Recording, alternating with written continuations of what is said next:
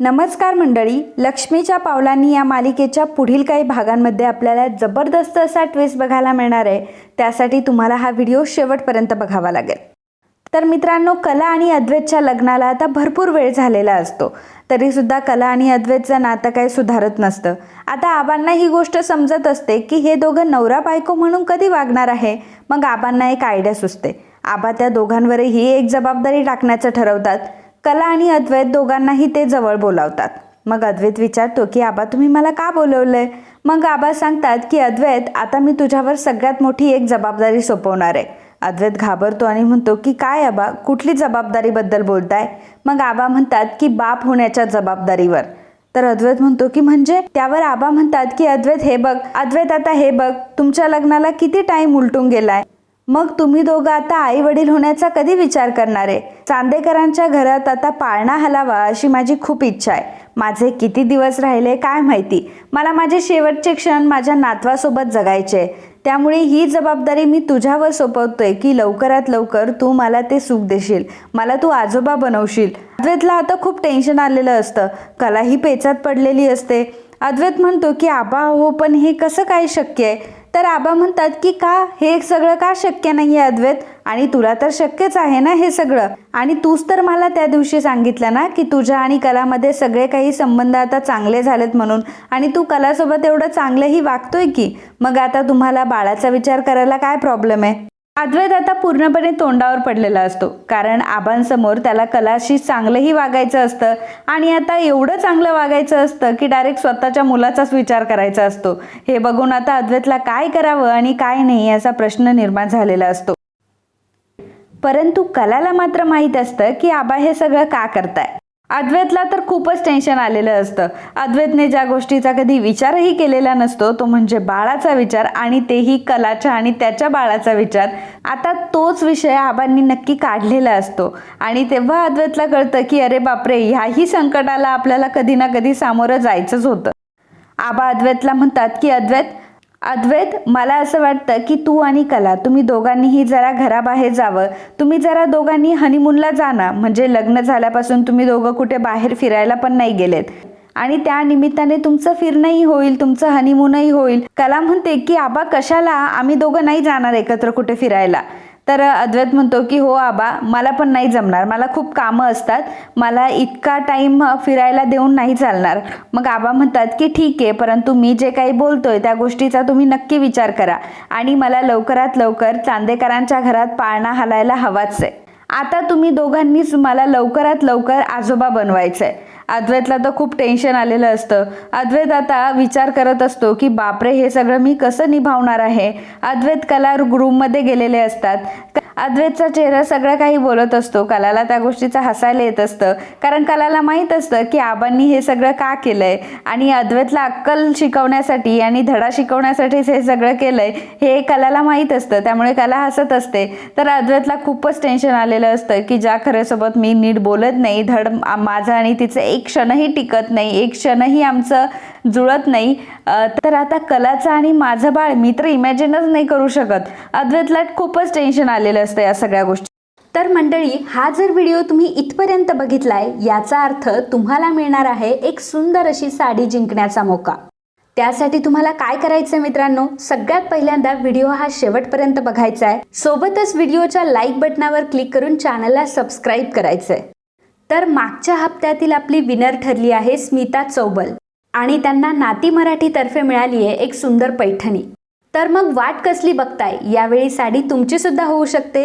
त्यासाठी लगेचच आपला व्हिडिओ हा शेवटपर्यंत बघा, चॅनलला सबस्क्राईब करा आणि व्हिडिओला लाईक करा। बघूयात मग यावेळी साडी मिळवण्याचा मान कोण पटकवतंय ते। धन्यवाद। दुसरीकडे मात्र राहुलने नैनाच्या अकाउंटवर जे 7 लाख रुपये ट्रान्सफर करून घेतलेले असतात, आता त्यातले काही पैसे नैना स्वतःकडे काढून ठेवते। जेव्हा राहुल नैनाला म्हणतो की नैना, मला पैशांची गरज आहे, चल मी तुझ्या अकाउंटवर जे पैसे ट्रान्सफर करून घेतलेत ना ते सगळी मला कॅश काढून दे। तेव्हा नैना म्हणते की नाही राहुल, या 7 लाखांवर फक्त तुझा एकट्याचा अधिकार नाहीये, तर माझा सुद्धा आहे। मग राहुल तिच्यावर चिडतो, ओरडतो आणि तिला म्हणतो की हे पैसे माझे आहेत, यावर तुझा कसला अधिकार? तेव्हा नैना त्याला म्हणते की राहुल, अरे तुम्हाला एवढं वेडं समजतंस का? अरे हे पैसे जर चांगल्या पद्धतीने तू कमावलेले असते तर तुला असं माझ्या अकाउंटवर घेण्याची वेळच आली नसती, आणि हे पैसे तू तुझ्या अकाउंटवर घेतले नाहीये याचा अर्थ हे पैसे चुकीच्या पद्धतीने तुझ्याकडे आले. आणि मग तुला असं वाटतं का की तुझी ही पैसे कमवण्याची चुकीची पद्धत आबांना आणि अद्वैतला कळावी, घरातल्या सगळ्यांना कळावी? जर तुला असं वाटत नसेल तर यातले निम्मे पैसे तुला मला द्यावे लागतील. राहुलला तर नयनाचा खूपच राग येत असतो, परंतु शेवटी काय करणार, त्याने ते पैसे इलिगल पद्धतीने आणि चांदेकर ज्वेलर्समध्ये घोटाळे करून कमावलेले असतात. आता ही जर गोष्ट सगळ्यांसमोर आली तर मात्र त्याचं काही खरं नाही, ही गोष्ट त्याला माहीत असते. त्यामुळे नयनाला आता त्यातले राहुलला नयनाला 7 लाखातले निम्मे पैसे द्यावेच लागतात. नयनाने तिचा मतलब बरोबर साधून घेतलेला असतो. तिने बरोबर राहुलला ब्लॅकमेल केलेलं असतं आणि त्याच्याकडून पैसे उकळलेले असतात. आता पैसे नयनाच्या अकाउंटवर आलेले असतात, त्यामुळे आता त्या पैशांची उधळपट्टी करण्याचं नयना ठरवते. तिला शॉपिंग करायचे असते, मॉल फिरायचे असतात. राहुल तर तिच्यासोबत येणार नाही ही गोष्ट तिला माहीत असते. त्यामुळे आता एकटीच ती बाहेर शॉपिंग करण्यासाठी निघते. जाताना नयनाने पोटाला उशी बांधलेली असते, कारण जेणेकरून कोणाला संशय येऊ नये. परंतु नयना जेव्हा बाहेर जाते तेव्हा तिच्या पोटावरची उशी ती काढून टाकते. नयनाचं पोट अगदी सपाट दिसत असतं, त्याच्यात कुठलंही बाळ आहे असा कोणाला डाऊटही येत नसतो. नयना एकदम स्लिम ट्रिम दिसत असते. आणि नयना जेव्हा मॉलमध्ये फिरत असते आणि रोहिणीने नयनाला बघितलेलं असतं. रोहिणी जेव्हा नयनाला बघते तेव्हा रोहिणीला खूप मोठा धक्का बसतो, कारण नयनाचं संपूर्ण पोट हे सपाट असतं. तिच्या पोटात बाळ आहे असं कळूनही येत नसतं. मग रोहिणीला आता नयनावर डाऊट झालेला असतो की हे सगळं काय आहे, नयनाच्या पोटात तर बाळ आहे, मग हिचं पोट आता असं का दिसतंय, आणि जेव्हा घरी असतो तेव्हा हिचं पोट तर वेगळंच दिसतं. मग रोहिणी ठरवते की नाही, मला या प्रकरणाच्या मुळाशी जावंच लागेल. काय खरं आणि काय खोटं हे मला बघावंच लागेल. मग त्यासाठी रोहिणी एक आयडिया करते. दुसऱ्या दिवशी रोहिणी नयनाच्या रूममध्ये जाते आणि नयनाला म्हणते की नयना, अगं किती दिवस झाले आपण डॉक्टरांकडे गेलो नाही, तुझा चेकअप करावा लागेल ना, चल आज मी तुझ्यासोबत चेकअपला येते. तर नयना म्हणते की नाही, कशाला चेकअपला, मला नाही यायचं आहे चेकअपला, मी तर आताच चेकअप केला आणि डॉक्टर बोलले की सगळं काही ठीक आहे. नयना काही ना काहीतरी कारण काढून ते टाळण्याचा प्रयत्न करत असते. रोहिणी म्हणत असते की नाही नयना, या सगळ्या गोष्टीमध्ये रिस्क अजिबात घ्यायची नाही, मला तुझ्या काही टेस्ट करून घ्यायच्या आहे आणि त्याही झाल्या पाहिजे, प्रेग्नन्सीमध्ये खूप गरजेचं असतं या सगळ्या गोष्टी. तर नयना मात्र नाहीच म्हणत असते आणि माझं खूप पोट दुखतंय, मी येऊ शकत नाही, असे काहीतरी नाटकं करायला सुरुवात करते आणि रोहिणीसोबत आता हॉस्पिटलमध्ये जाण्याचं टाळते. मग रोहिणीचा डाऊट अजूनच क्लिअर होतो की ही हॉस्पिटलमध्ये येण्यासाठी एवढं नाकारते, एवढे मला कारणं देते, याचा अर्थ नक्कीच काहीतरी काळ आहे. रोहिणी सुद्धा नयनाच्या 2 पाऊल पुढे असते. त्यामुळे रोहिणी आता नयनाच्या पुढचा विचार करते. ती डॉक्टरला फोन करते आणि नर्सला घरी टेस्ट करण्यासाठी बोलवते. नयनाचा सॅम्पल घेण्यासाठी तिने नर्सला बोलवलेलं असतं आणि आता नयनाच्या त्या टेस्ट होणार असतात, ज्यातून कळणार असतं की नयना प्रेग्नंट आहे की नाही. नर्स घरी आल्यामुळे आता नयना घाबरते आणि म्हणते की मॉम इन लॉ, हे सगळं काय आहे. तेव्हा रोहिणी म्हणते की नयना, आता तुझं पोट दुखत होतं की नाही, तू हॉस्पिटलमध्ये जाऊ शकत नव्हती, त्यामुळे मीच आता शक्कल लढवली की मीच डॉक्टरांना डायरेक्टली इथेच घेऊन आले. म्हटलं तुझ्या ज्या टेस्ट करायच्या आहे त्या टेस्ट आता झाल्याच पाहिजे ना, म्हणूनच ही नर्स आली आहे आणि ती तुझं सॅम्पल कलेक्ट करेल आणि मग तुझे रिपोर्ट नंतर देईल. नयना आता खूप घाबरलेली असते, कारण नयनाला चांगलं माहीत असतं की ती कुठलीही प्रेग्नंट नाही आहे. जर प्रेग्नन्सीच्या तिने टेस्ट केल्या तर त्यातून हे तर मात्र पक्क होईल की ती प्रेग्नंट नाही आहे. म्हणून नयनाला आता चांगलाच घाम फुटलेला असतो. परंतु आता सगळ्यांसमोर ही गोष्ट होत असते, नर्स आता घरी आलेली असते, त्यामुळे नयना आता ती गोष्ट नाकारू शकत नसते. काही केल्या आता ती सर्वांसमोर एवढं खोटं तर बोलू शकत नसते. आणि जर आता तिने टेस्ट करण्यासाठी नकार दिला तर मात्र सगळ्यांना तिच्यावर डाऊट येईल आणि सगळ्यांना असं वाटेल की नयना प्रेग्नंट नाहीये, म्हणूनच सॅम्पल देण्यासाठी ती नकार देतीये. त्यामुळे नयनाला काही करून आता तिचं ब्लड द्यावं लागतं, तिचा सॅम्पल द्यावा लागतो आणि मग नर्स आता ती सॅम्पल घेऊन तिथून निघून जाते. रोहिणीने तिचा मतलब बरोबर साधलेला असतो, कारण तिला खरं काय आहे ते जाणूनच घ्यायचं असतं. त्यानंतर दुसऱ्या दिवशी हॉस्पिटलकडनं रिपोर्ट्स हे डायरेक्टली रोहिणीच्या नंबरवर आलेले असतात, कारण रोहिणीने तिचा नंबर दिलेला असतो. व्हॉट्सॲपला तिला रिपोर्ट्स भेटलेले असतात आणि त्या रिपोर्ट्समध्ये तर हे डिटेक्ट झालेलं असतं की नयना ही प्रेग्नंटच नाही आहे. त्यामुळे नयनाचं प्रेग्नन्सीचं सत्य आता रोहिणीसमोर आलेलं असतं. रोहिणीला तर खूप मोठा धक्का बसलेला असतो, कारण डे 1 पासनं रोहिणीला असं वाटत असतं की ही नैना प्रेग्नंट नाही आहे. परंतु आता सगळेच म्हणताय आणि नैना पण म्हणते, म्हणून रोहिणीने ती गोष्ट मान्य केलेली असते. रोहिणीला समजतं की तसंही आता नैना मला काही मदत करू शकणार नाही आणि नैना तसंही काही करत नाहीये. परंतु यापेक्षा ही मोठी गोष्ट आहे की जी नैनाचा वापर करून मी करू शकते, ते म्हणजे मी माझ्या राहुलचं या घरातलं स्थान पुन्हा एकदा कमवू शकते. मी राहुलला चांदेकरांच्या घरामध्ये, चांदेकर मेन्शनमध्ये, चांदेकर ज्वेलर्समध्ये पुन्हा एकदा मी महत्त्वाचं स्थान मिळवून देऊ शकते. जर मी या नैनाचा खोटाडेपणा उघडकीस आणला तर मात्र सगळ्यांना वाटेल की ही नैना किती खोटाडी आहे आणि माझा राहुल किती सज्जन आहे. माझ्या राहुलला या नैनाने फसवलं, ज्याप्रमाणे तिने अद्वैतला फसवलं त्याचप्रमाणे तिने राहुलला देखील फसवलं आणि फक्त राहुलचा वापर करून घेतला. पैशासाठी तिने राहुलसोबत लग्न केलं आणि माझ्या राहुलने अद्वैतला कधी फसवलंच नव्हतं. ही गोष्ट मी सगळ्यांना दाखवून देईल. रोहिणीला नैनाची इज्जत काढून राहुलची इज्जत सर्वांसमोर उंचवायची असते.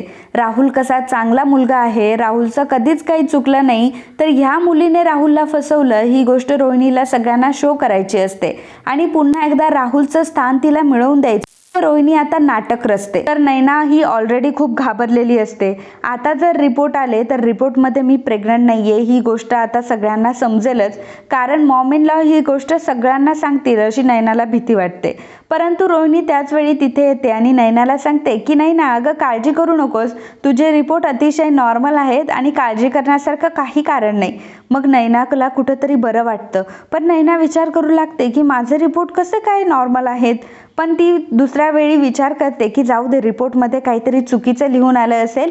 हे तर कळलंय ना मॉम इन लॉला की माझे रिपोर्ट नॉर्मल आहेत म्हणून, जाऊ दे, माझ्यासाठी हीच खूप मोठी गोष्ट आहे. त्यामुळे नैना त्या गोष्टीची कसलीही शहानिशा करत नाही आणि बिनधास्त होऊन जाते. आणि त्याच वेळी रोहिणीचा एक नवा प्लॅन आता सुरू झालेला असतो, तोही नैना विरोधात. कारण त्या प्लॅनच्या विरोधात आणि त्या गोष्टीच्या विरोधात रोहिणीला तिच्या मुलाची इज्जत भेटणार असते. मग आता सर्वजण जेव्हा जेवायला बसतात तेव्हा रोहिणी आता एक विषय काढते. रोहिणी आबांना म्हणते की आबा, आता मला असं वाटतं की माझ्या सुनेचं डोहाळे जेवण करायला पाहिजे, कारण आता तिची प्रेग्नन्सी उलटून 6-7 महिने तर झालेत. 7व्या महिन्यात तसंही डोहाळे जेवण करतात. मग मला असं वाटतं की माझ्या सुनेचं डोहाळे जेवण हे व्हायलाच हवं. आबा रोहिणीला म्हणतात की हो रोहिणी, आपण तिचं डोहाळे जेवण करणारच आहोत, बरं झालं तू आठवण करून दिली. परंतु नैना मात्र ह्या डोहाळे जेवणासाठी अजिबात तयार नसते. ती फक्त नको नको नको नकोच म्हणत असते, मला या गोष्टींमध्ये काही इंटरेस्ट नाही आहे असं म्हणत असते. पण रोहिणी नैनाला म्हणते की नाही नैना, काही रीती असतात, परंपरा असतात ज्या आपल्याला पाळाव्या लागतात आणि त्यानुसार तुझं डोहाळे जेवण तर झालंच पाहिजे.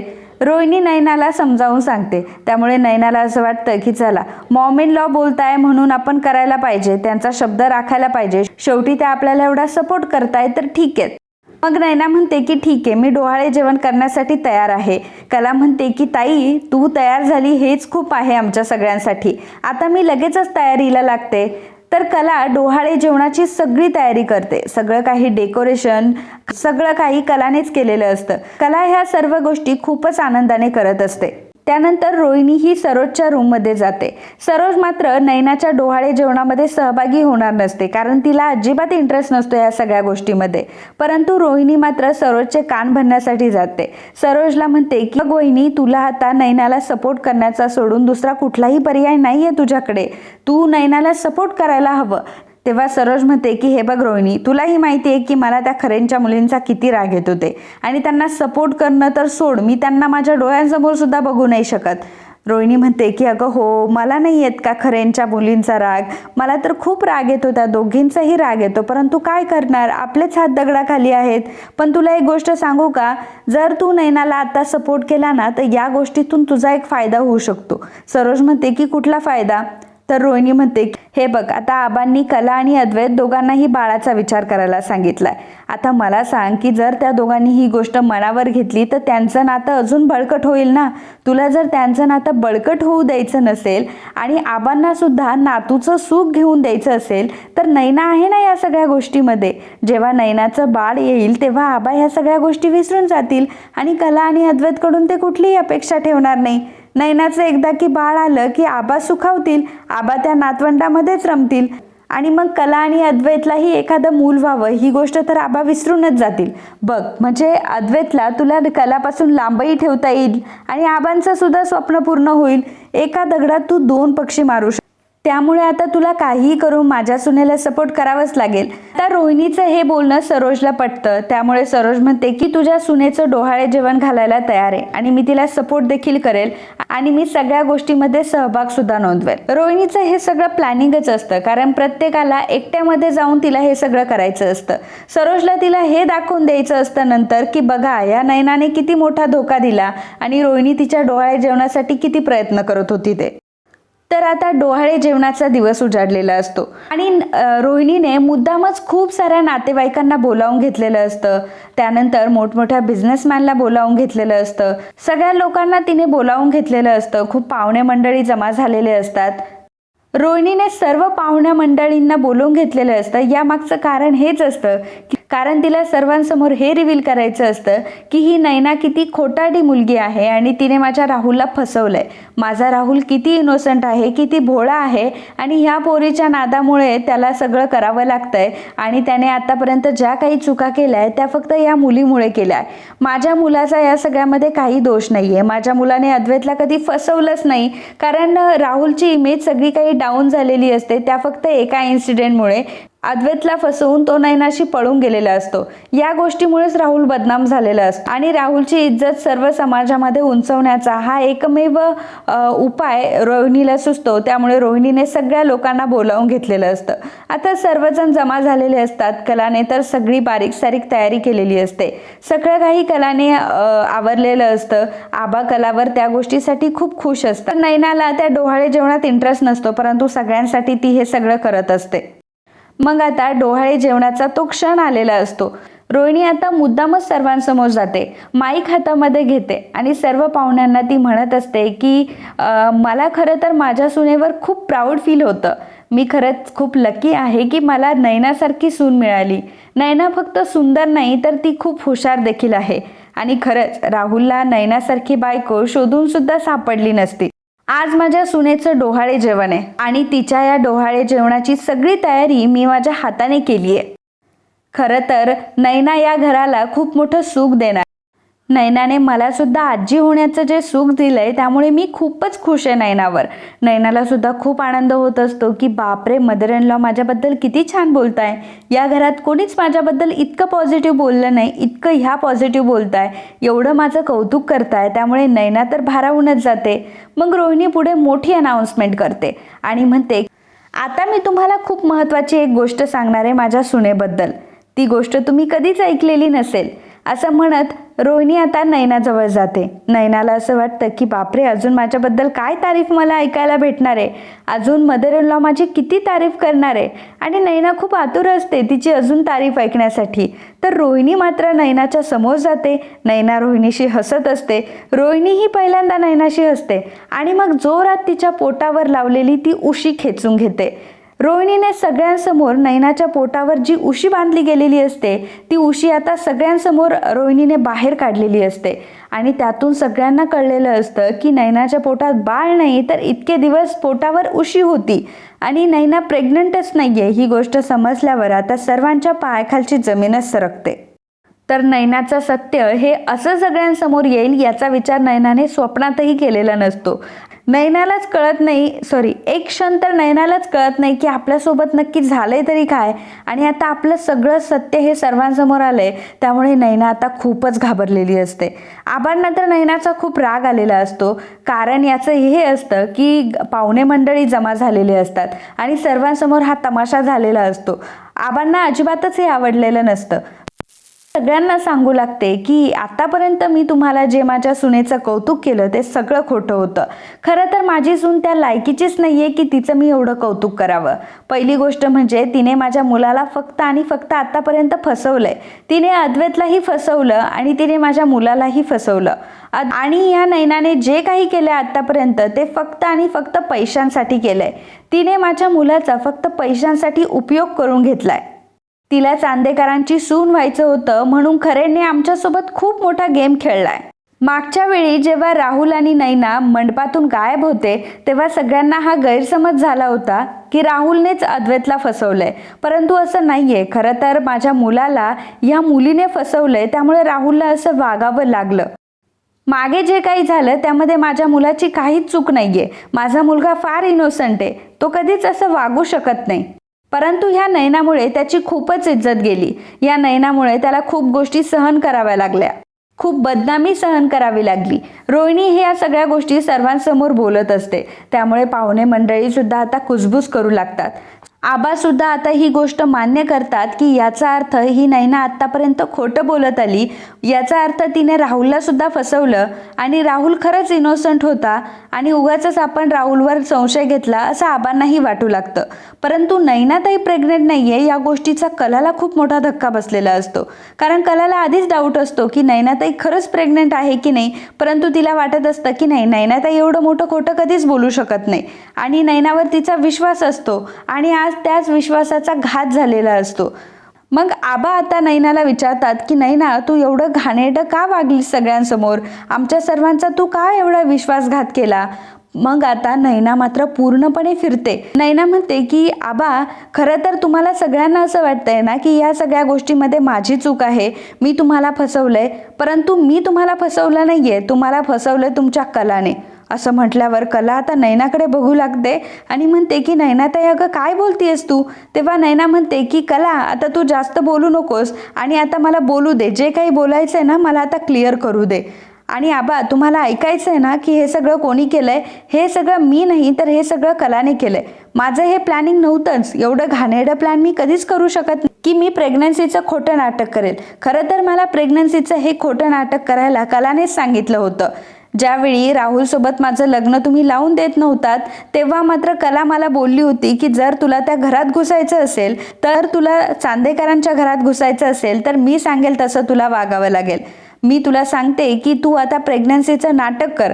तू जर प्रेग्नन्सीचं नाटक केलं तर आबा लगेचच तुझ्यावर मेल्ट होतील आणि आबा लगेचच तुला चांदेकरांची सून करून घेतील. तुला जर चांदेकरांच्या घरात प्रवेश मिळवायचा असेल तर तुला प्रेग्नन्सीचं खोटं नाटक करावं लागेल. त्यामुळे आता मी तुला जे काही सांगते ते ऐक. असं नैना सर्वांना सांगत असते की हे सगळं कलानेच मला सांगितलं होतं आणि कलानेच हे सगळं घडवून आणलंय. हे प्लॅनिंग प्लॉटिंग सगळं कलाचंच आहे, माझा याच्यामध्ये काहीच हात नाहीये.